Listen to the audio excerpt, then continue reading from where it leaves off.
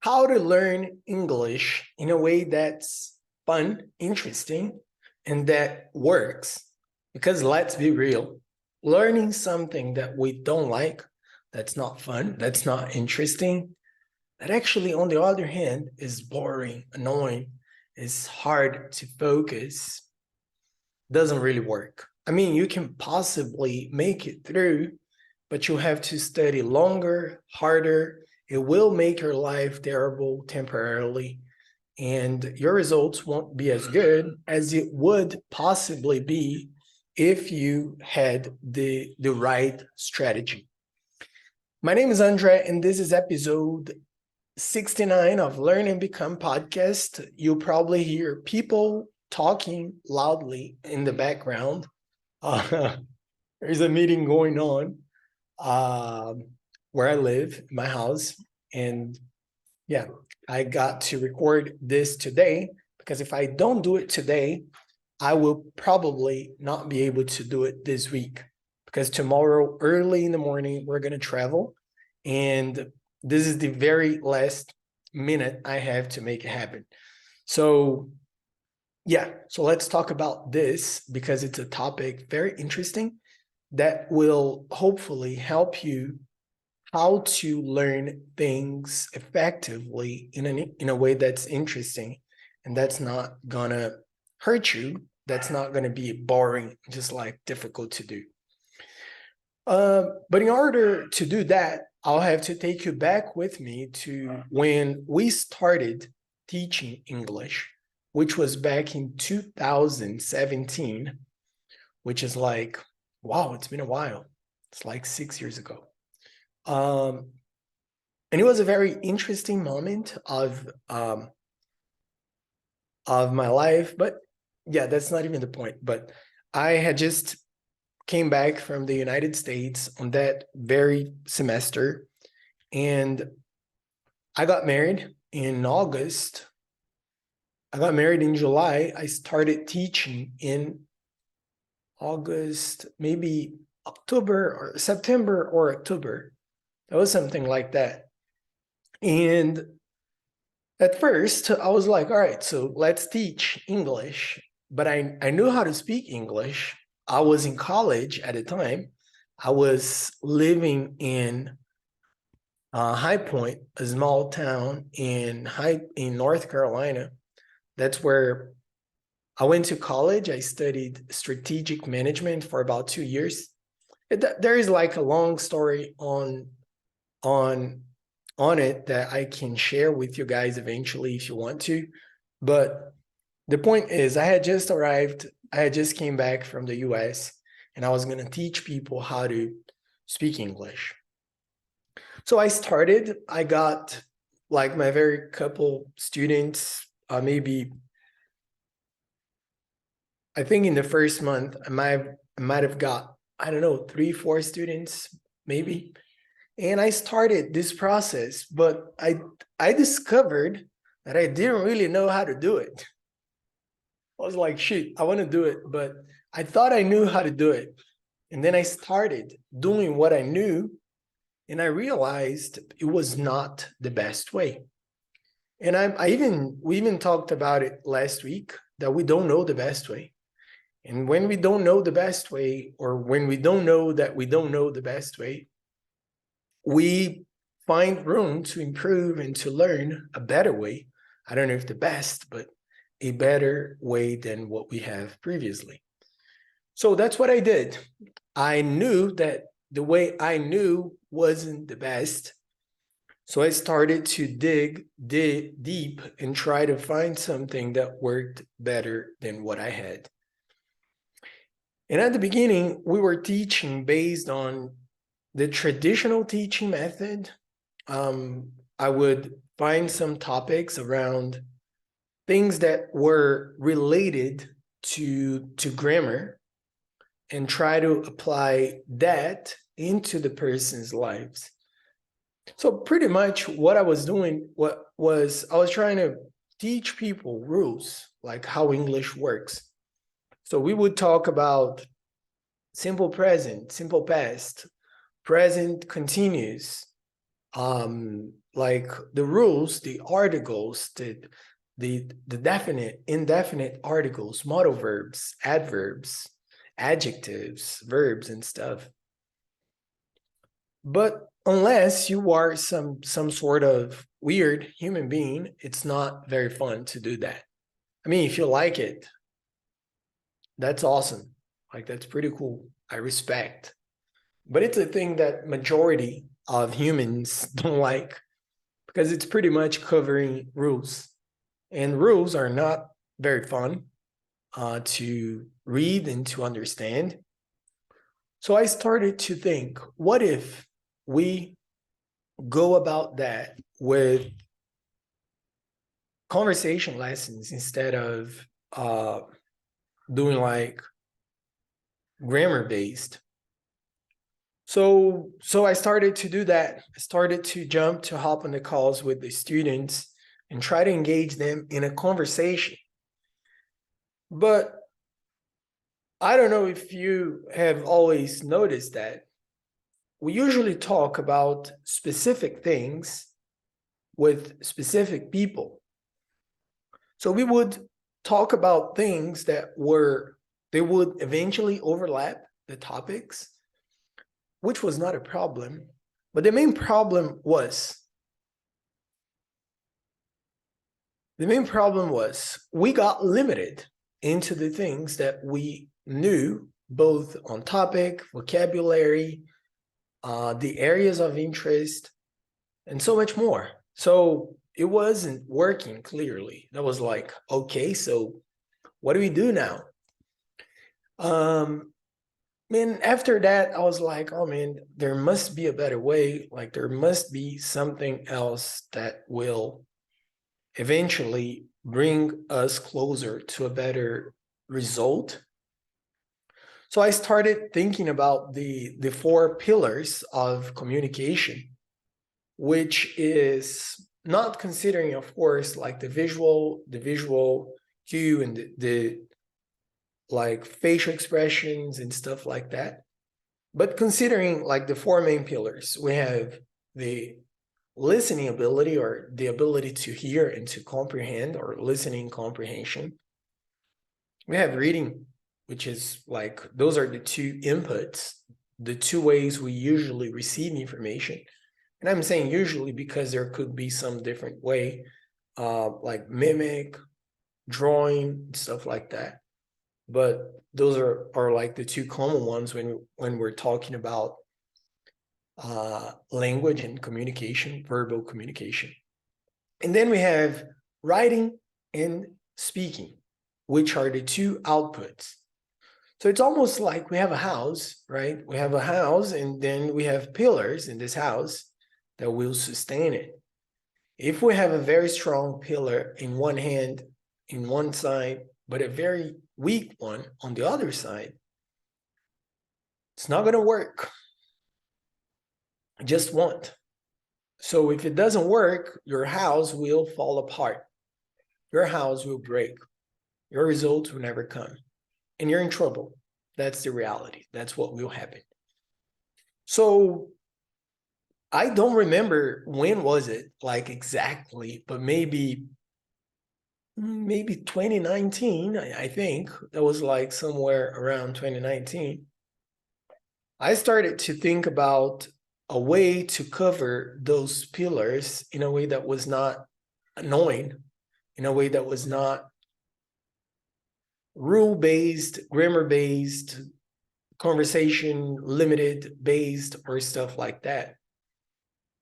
So I was like, what if we have a reading session on a topic that the student likes? So we had it. We started having those reading sessions on topics of interest of the student. So for example, let's say the student likes soccer, which is something I like. Let's say I'm the student, right? So I would say, yeah, man, so I really like soccer. I'd like to read something about what's happening in the world of soccer today.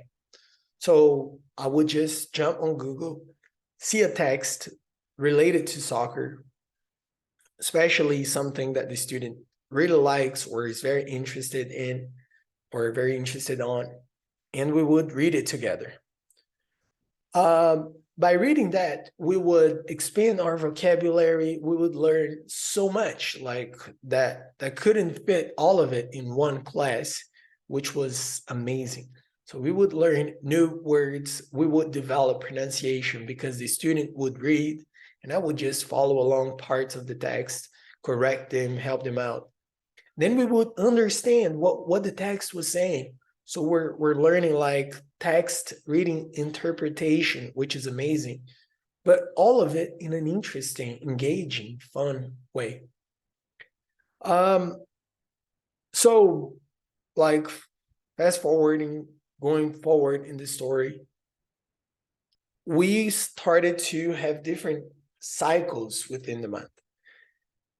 I wish I had all the dates. I can probably figure it out. I can probably look it up and find it. But we created this method, which is what we have today, that covers all of the 4 pillars of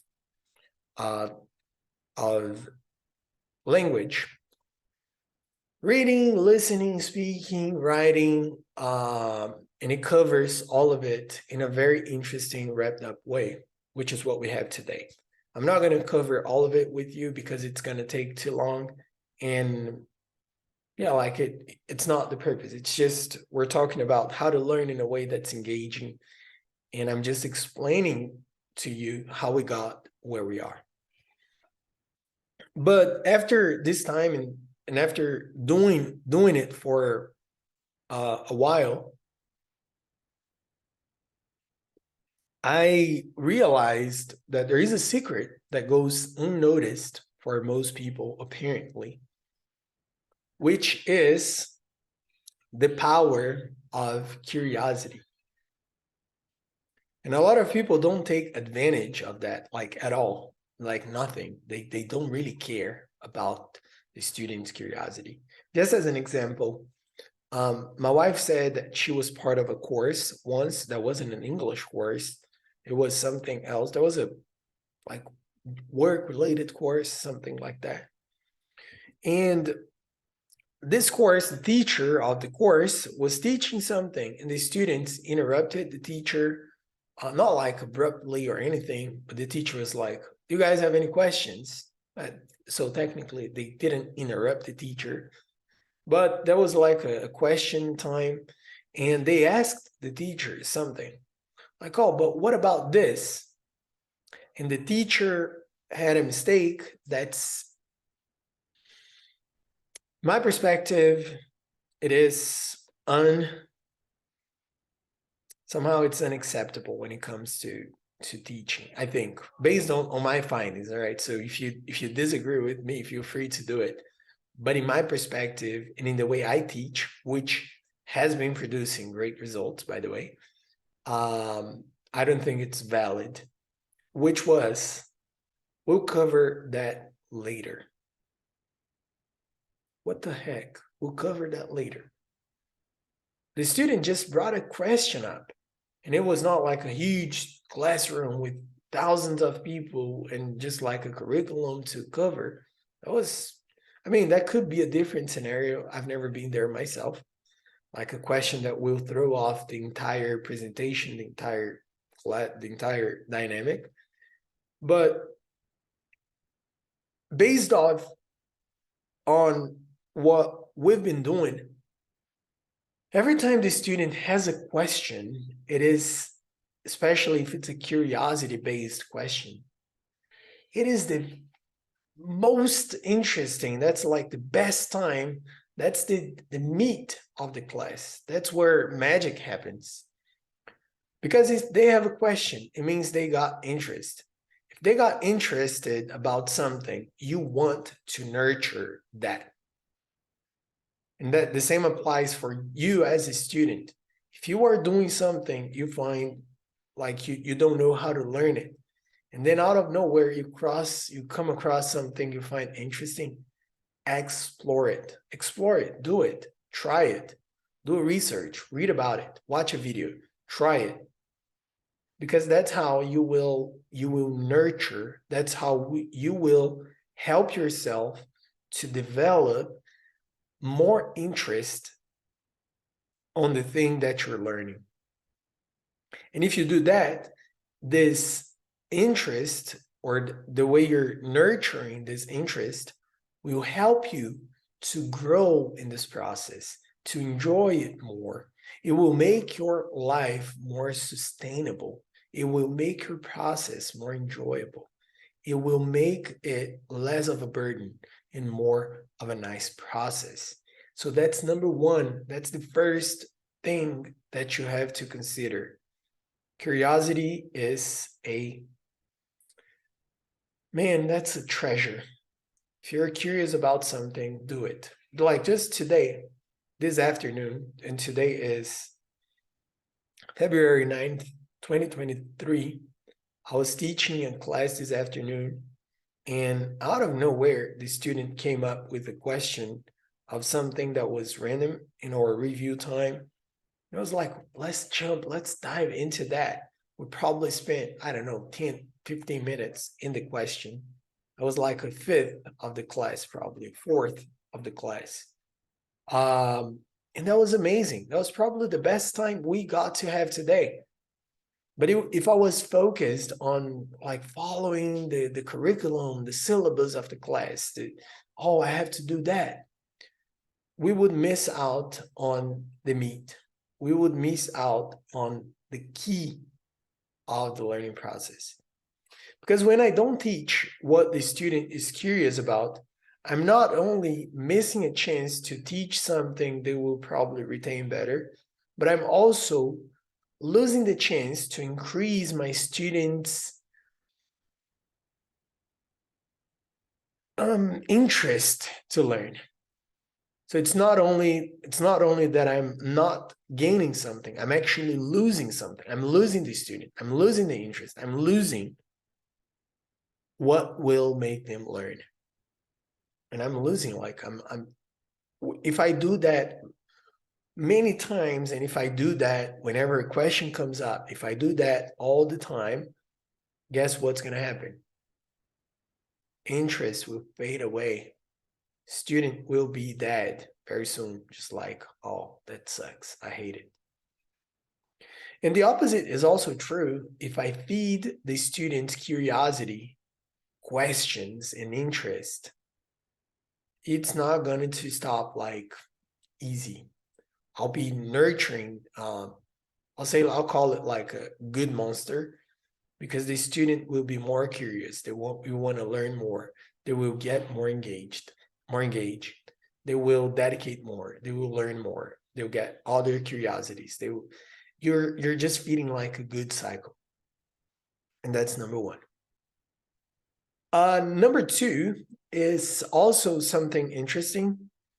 And that one is kind of like obvious, different than the third one, because the third one is also kind of obvious, but it is the key element. So that's why we're going to talk about it as the third element.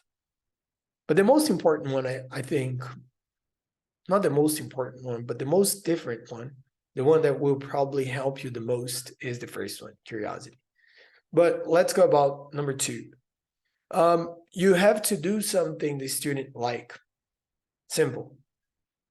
So if you are the student about something, let's say you're learning how to play the guitar. You're like, oh, I really want to learn how to play the guitar. And then you're trying to learn a song that's something you hate. Like, it's not the rhythm you like, it's not the style you like, it's not the artist you like, it's not something that kind of like catches your attention. Forget it. You're not going to learn it. That's just like difficult, because it's not something that's getting your attention. It's not something that you are into.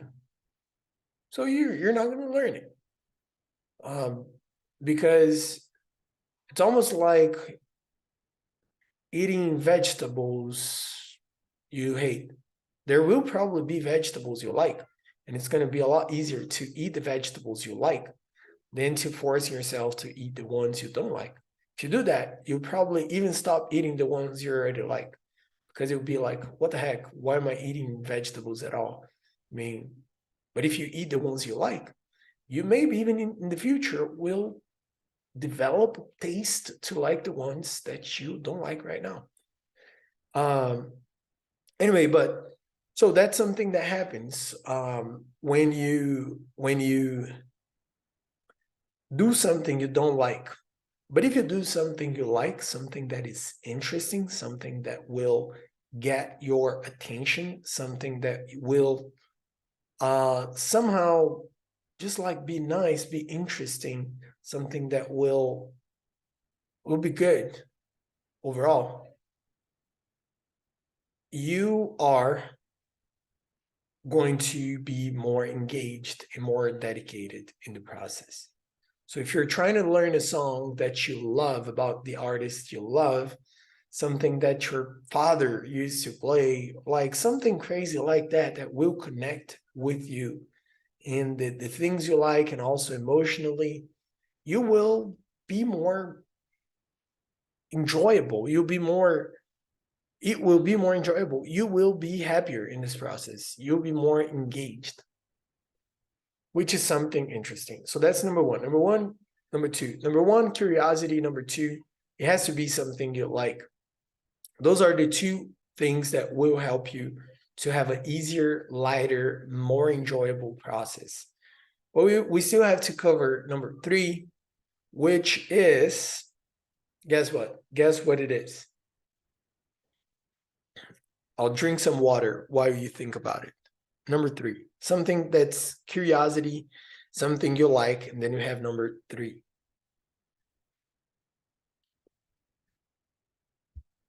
So let's think about it. What could it be?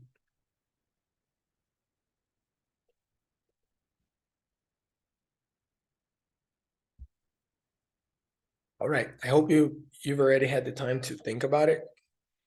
But number three is something you need. You have to need, it has to be a need for you. Something that will impact your life.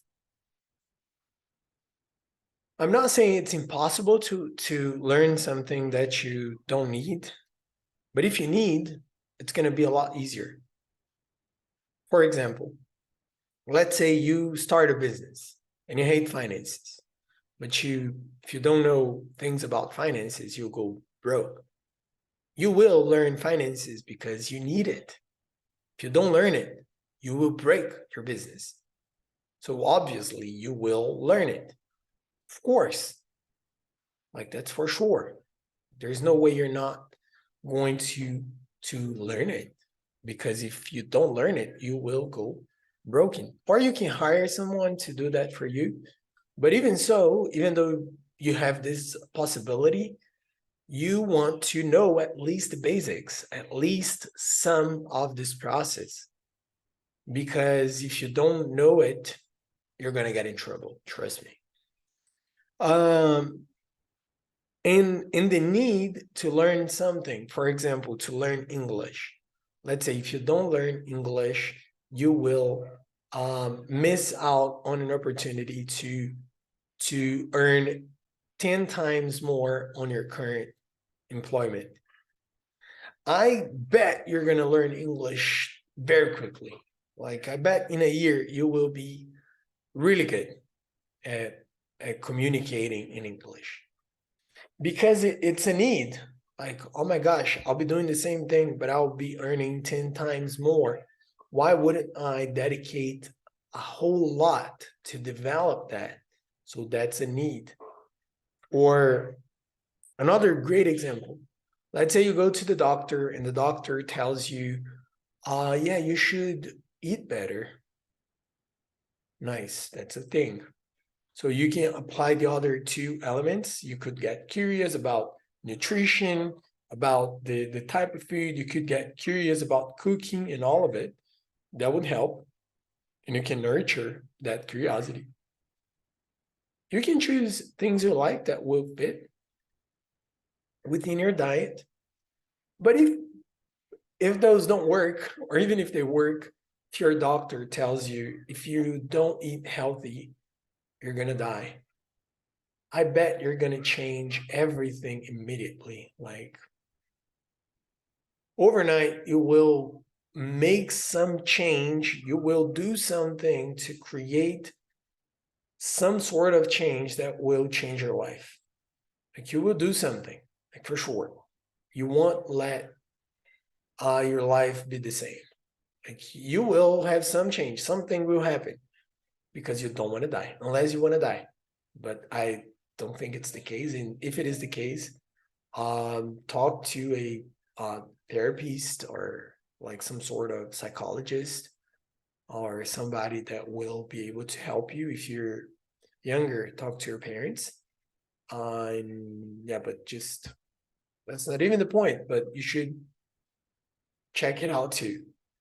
But the point is, a need cause immediate change. Something just like something you like, not necessarily will. Like you might like to practice sports, but you're not going to practice sports every single day because you don't have the time to do so. Right? So that's the thing for sure. So those are the 3 key points I want to mention in this episode that will help you to learn in a more effectively, more enjoyable, more interesting way, and that hopefully will make your learning process a lot smoother, nicer, more enjoyable, that will make your life better, and that will create possibilities for you to take advantage of the good path leading you towards your goal. Because you could take a terrible, rough, a crazy route to get to a place. But if there is a nicer road, why not take that one? I'm not saying it's going to be like easy peasy, but I'm just saying that it could be a lot better than a different road. Thank you so much for listening, watching to this episode. I hope you've learned something today. And don't forget about the 3 things we mentioned. Curiosity, something you like, and a need. My name is Andre, and I hope to see you in the next episode. If you have any questions, commentaries, ideas, please let us know. And don't forget that learning has to turn you into something, into somebody. So learn and become. Take care, and I'll see you in the next one.